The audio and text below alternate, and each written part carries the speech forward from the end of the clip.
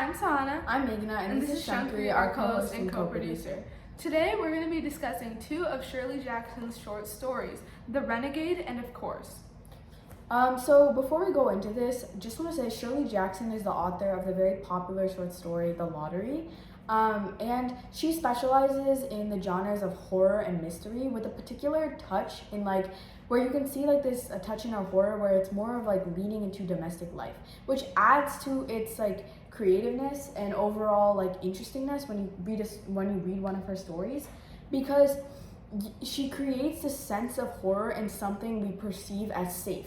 It's something we see as there should be no horror in this home. Your household is where you come back to feel safe, but the lack of safety within the house life, particularly with a female perspective on it, it's very interesting, and this is what she specializes in. Mm-hmm. So the first story we're going to discuss is The Renegade.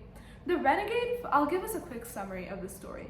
The Renegade follows this woman, Mrs. Walpole, a city woman who's recently moved into a country home with her family.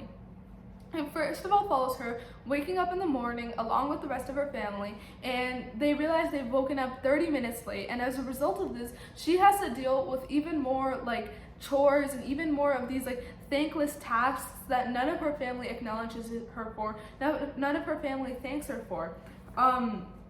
And she just feels so alienated from these people who are supposed to be close to her. After this, she gets a call from one of the people in our community, Mrs. Harris. Mrs. Harris informs Mrs. Walpole that Mrs. Walpole's dog, Lady, has killed Mrs. Harris's chickens. And they have this passive-aggressive conversation over the phone where they have to talk in a sort of polite way, because they live in a small town and it's only right to be polite to your neighbors. But in addition to this, they also have this underlying tension that ends with Mrs. Harris concluding that Mrs. Walpole has to do something about the dog, the implied threat being that she has to put down her dog or punish her dog in some sort of way. And after this, Mrs. Walpole continues to go about her day, interacting with the people in her community, and each person suggests a more grotesque punishment than the last in order to deal with her dog. All of them seem to know what has happened already, and it's almost uncanny how fast they've figured this out. The story's climax is when Mrs. Walpole's children finally come home from school, and while they're eating lunch with her, they suggest that as a punishment for Lady's actions, they attach a collar to Lady's neck with spikes around the inside of the collar, so that when Lady tries to run away, her neck will be sliced off. So the most grotesque punishment out of anything that's been suggested as of yet. And they suggest this so casually, so jovially, that Mrs. Walpole is just so shocked, and she ends up feeling there's spikes around her own neck and a collar closing in. So what did you think about the story? I thought one of the most interesting things about the story was the parallel between Lady Walpole and Mrs. Walpole. Lady Walpole is their dog. So the first thing, or quite a clever thing that Shirley Jackson did, in my opinion, was the dog's name, Lady Walpole. So when I think of Lady Walpole, I think of Lord and Lady Walpole. So it's kind of Lady Walpole is a direct mirror of Mrs. Walpole herself. So when we say this, it's in the beginning of the story, right? Mrs. Walpole is rushing her kids to get to the bus stop. Her kids and her husband kind of take her for granted. Her husband doesn't even look up from his newspaper as she greets him, and she kind of has this intrusive thoughts where she's to quote directly from it, she says in her head, "Don't you think other people ever have any feelings, and I don't suppose you notice that I haven't had a chance to eat?" Things like this, where she wishes her husband and children would notice the efforts that she's making to get them at the door each morning and to prep them every single day. She's obviously working very hard, and these things go unnoticed. So she has these eternal urges and desires to say. Now, Lady Walpole obviously has this instinctive urges as well, in that she has this urge to kind of kill the chickens, right? And so that is based on an instinct, right? And we can see that same instinct in Mrs. Walpole as well. Now, as we continue in the story and Mrs. Walpole interacts with more people, there is a particularly striking interaction that I want to highlight, where she's going to the grocery store, and news travels pretty fast in this small town. And she's talking to these two guys in the grocery store who've somehow already heard that, her dog killed the chickens and it needs to be put down, and are like, "So you're gonna kill your your dog, huh? Very, very casually, right? Which already strikes everyone as odd. This is not something that you would mention so casually, and Mrs. Walpole is horrified at the idea, but everyone around her seems to be completely fine with it. Now, these two men, they are talking, she's like, is there any way I can get through this without killing my dog? And they offer solutions that are grotesque and make it seem like killing your dog is the most humane thing to do.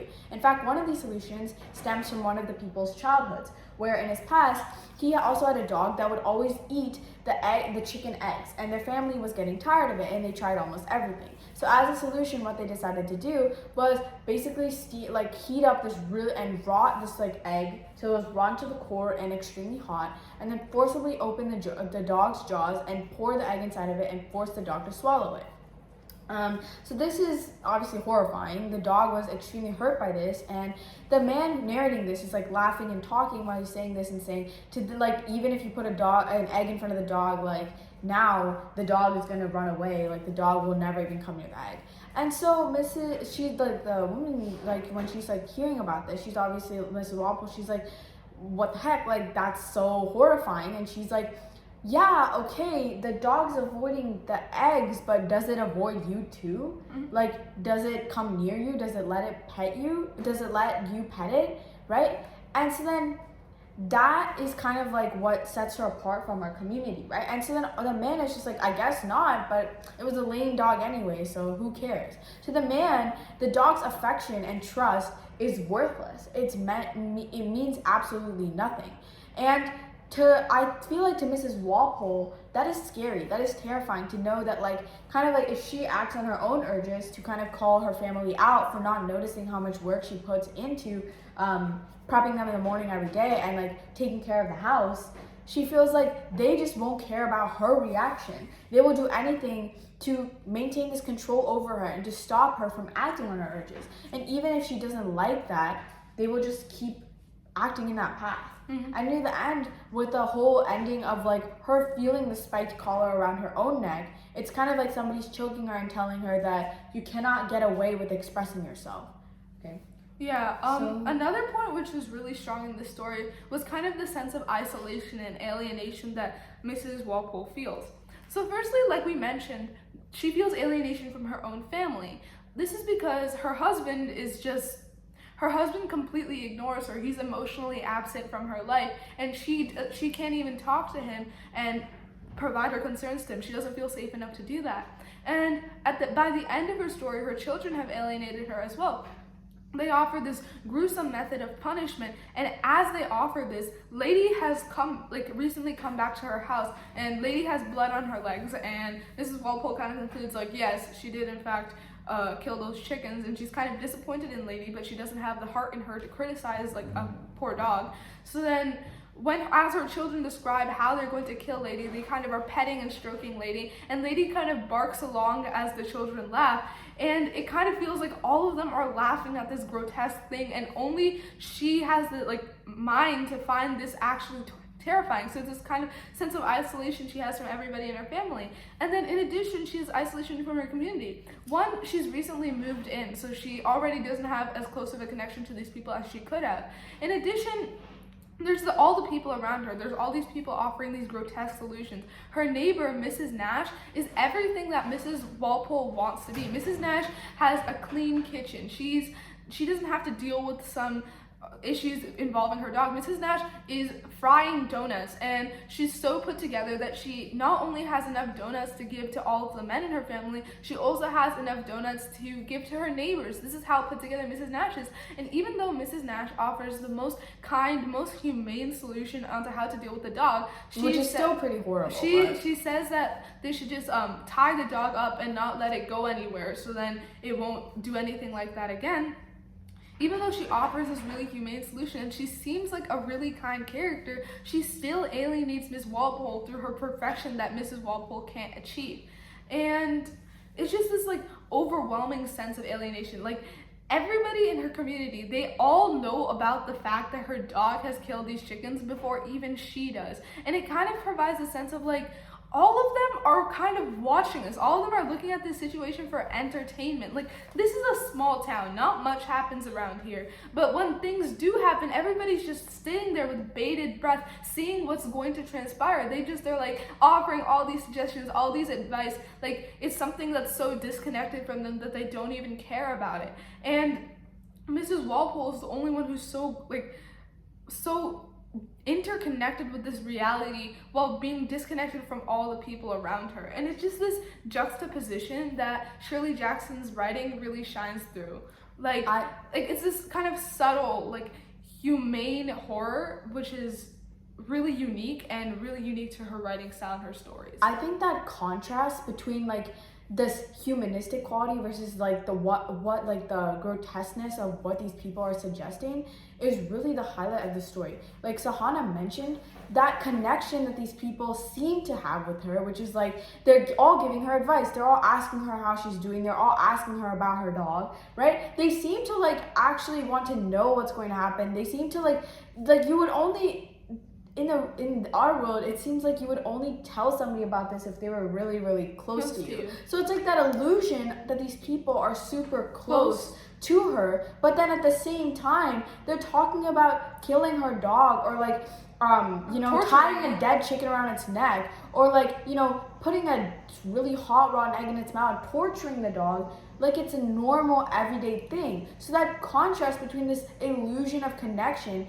and the lack of actual humanity that these people depict is what makes this horror story so striking. Mm-hmm. So that brings us to our second story, which is, of course, in this story, we have a woman, Mrs. Tyler. Mrs. Tyler is chilling in her house, and she's looking outside, and her daughter, Carol, is talking to this other kid, James, and she sees like this family moving in. And she's like, oh, okay, let me just go pop in and say hi, right? So she pops over, right, introduces herself, introduces her son, Carol, and the other woman also introduces herself as Mrs. Harris and her son as James. Now, they make small talk for a little bit, and Mrs. Tyler, wanting to be courteous, says, hey, like, I know moving can be really stressful, so you can just drop James over at our house. And, my daughters are I have two older girls, and they're, going to a movie later with my younger one, so James can just accompany them and come with them, right?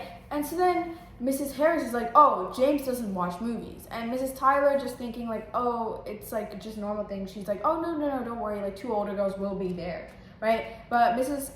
Harris, she says in particular, it isn't that, Mrs. Harris said, we do not go to movies, any of us.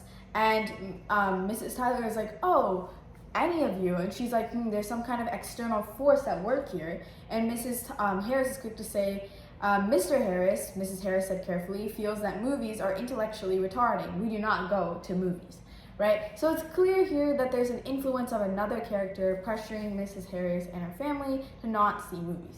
So Mrs. Tyler is like, okay, let's just get this conversation back on track. And she's like, of course, like, that's fine.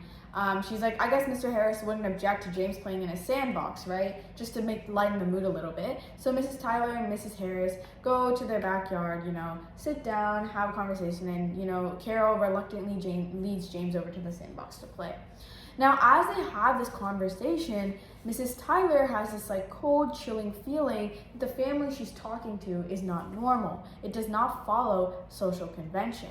As she's talking to Mrs. Harris, she sees that their family does not read newspapers, and then when Mrs. Harris brings up that they had to move because their old neighbors were so irritating, Mrs. Tyler is like, oh, why is that? And Mrs. Harris brings up that they put on their radio extremely loudly, which Mrs.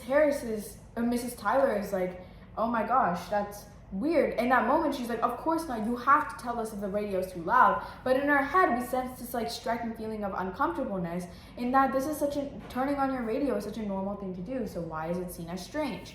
And Mrs. Harris kind of brings it up like, you must think we're crazy, but Mrs. Tyler, out of some sort of courtesy, is like, no, it's fine. The conversation devolves into when Mrs. Harris is talking about her husband. She says, oh, like, whenever we move, my husband stays with his mother, like, it's uncomfortable for him, the radio and all of that.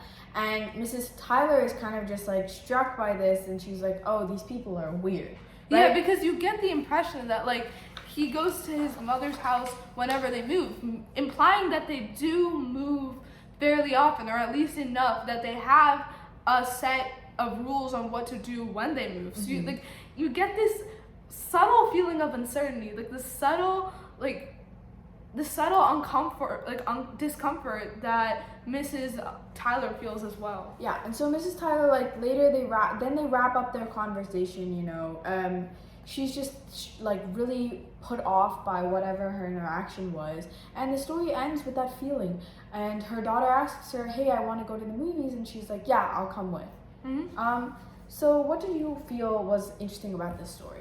I think that you have a lot of ideas around normality, and you have a lot of ideas around, like, Mrs. Harris is so deviant from the norm. Like, you think that she's initially a normal person, like, oh, she has her son, she has her family, they're both housewives, they're white picket friends. They're both moving in, it's all perfect. But then, like, this like creeping sense of like abnormality, this creeping sense of discomfort that's just so elegantly woven in, and like these details about her which aren't quite right. And this is like a small town. This is a place where more or less everybody's the same. More or less everybody has the same topics. If you're a housewife, what do you talk about? You talk about your husband, you talk about your kids, you talk about, oh, what's going on in the house. That's why these are the things that are supposed to be normal, but these are the things about Miss Harris that are abnormal, and Mrs. Tyler is extremely put off by this. She's almost scared of Mrs. Harris because of how deviant she is from the norm, and through this, Mrs. Harris actually alienates herself. Like, at the end of their conversation, Mrs. Tyler's just trying to finish the conversation. She's like, oh, you have to come over for bridge sometimes. And then Mrs. Harris just kind of is uncomfortable with this, and Mrs. Tyler's like, oh, I guess not. Because, like, she's gauged that Mrs. Harris's situation is such that these things, playing bridge, going to the movies, reading the newspaper, listening to the radio, these things that she deems as normal are the things that Mrs. Harris cannot do.